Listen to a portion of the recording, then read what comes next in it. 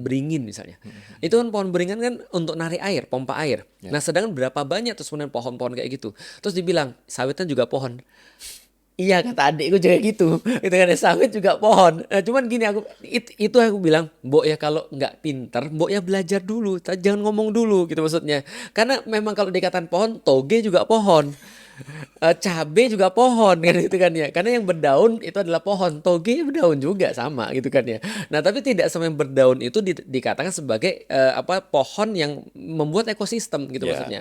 Nah, dinamakan dengan hutan itu kan ketika dia punya ekosistem. Bukan cuma pohon doang. Jadi kalau aku tanam pohon doang di dalam pot misalnya, itu bukan hutan namanya. Walaupun pohonnya banyak. Mm-mm. Tapi hutan tuh punya ekosistem. Nah, itu yang kemudian di dalam Islam benar-benar dijaga.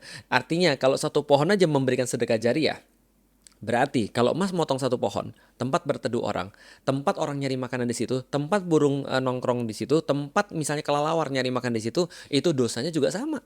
Karena ketika kita nanam dan mereka memanfaatkan, kita dapat pahalanya. Berarti Betul. kalau dipotong dosanya juga sama. Tapi ketika Bayangkan itu mereka satu. kehilangan, bisa dibayangkan dosanya juga sama ke Betul, kita. itu satu pohon loh. Ya. Apalagi banyak pohon dan bukan cuma tempat berteduh orang, bukan cuma tempat makan hewan, bukan cuma ekosistem binatang-binatang atau plasma nutfah dan segala, tapi akhirnya ngancurin rumah orang, Betul. kampung orang kebenam dan segala macam.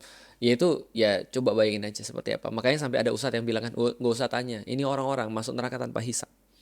Nggak usah tanya kata salah satu ustadz, kenapa orang-orang ini masuk neraka tanpa hisab? Kenapa? Tapi Karena mereka kerusakannya besar. mereka selama ini nggak peduli Benar, karena yang benar, mereka kejar hanya dunia dan toh betul. selama ini bisnis gue berdasarkan praktik korupsi, kolusi dan nepotisme, aku nggak Betul. peduli. Benar. Itu salah satu apa ya? Salah satu paradoksnya. Kita yang peduli itu ngomong terus. Sedangkan orang yang melakukan keburukan, mereka nggak pernah dengar. Itu yang dikatakan di dalam Al-Quran. Kuping mereka kayak tersumbat, kata Al-Quran. Nah, tapi ingat bahwa kita nggak ngomong untuk mereka. Kita ngomong untuk didik orang-orang, untuk edukasi orang-orang. Kenapa untuk edukasi orang-orang? Supaya orang-orang ngerti bahwasanya orang-orang kayak gini nggak layak untuk jadi pemimpin.